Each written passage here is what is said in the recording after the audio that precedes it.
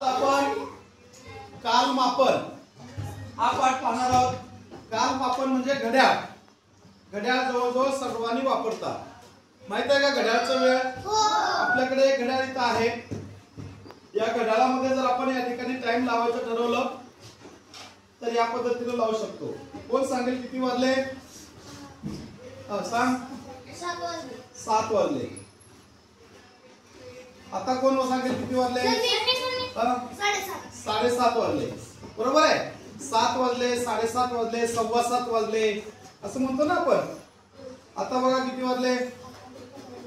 8:15 वाजले. बरोबर. आता आयुष किती वाजले? आता 9:45 का? रात्री 8:45. करेक्ट. 9:45 नाही तर आपण म्हणताना बघा आता 9:45 ला आपण काय म्हणतो व्यवहारामध्ये? 9:45 ला 9:15. करेक्ट. काय म्हणतो आपण? 9:15. तर घड्याळामध्ये बघा 1 मिनिट बरोबर 60 सेकंद आणि 1 तास बरोबर 60 मिनिट. 60 मिनिटाचा 1 तास होतो. बरोबर.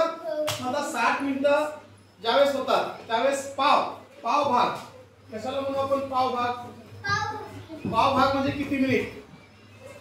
पाव भाग म्हणजे 15 मिनिट. अर्धा भाग म्हणजे? अर्धा भाग 30 मिनिट. अर्धा भाग म्हणजे 30 मिनिट. पाऊण 50 मिनिट. रॉंग. 45 मिनिट. करेक्ट. आणि पूर्णला 60 मिनिट.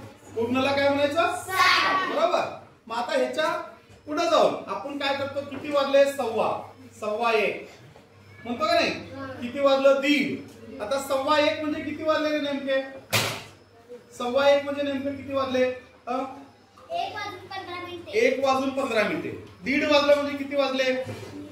श्री 1:30 मिनिटं. बरोबर. म्हणजे या पद्धतीने आपण टाइम सांगत असताना पाव, अर्धा, पाऊण 1, 1:15, 1:15, 2, 2:15, 2:30, 2:45. आता 2:45 म्हणजे किती वाजले?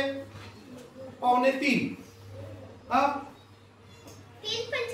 3:45 चुकलेलं आहे. 2:45 म्हणजे 2:45 मिनिटं झाले तर आपण काय म्हणतो? 2:45 वाजले. लक्षात राहील सगळ्यांच्या?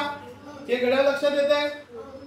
किती मिनिटं किती तास या पद्धतीने. समजा आता आपल्याला बेरीज जर करायची असेल, तासाची बेरीज आणि मिनिटाची बेरीज. मिनिटं समजा 60 पेक्षा जास्त आले तर आपण तो काय करतो? इकडं 1 तास तासामध्ये घ्यायचा. ठीक आहे. घड्याळ समजेल सगळ्यांना? वेळ सांगता येईल प्रत्येकाला? ओके. क्लॅप्स गो.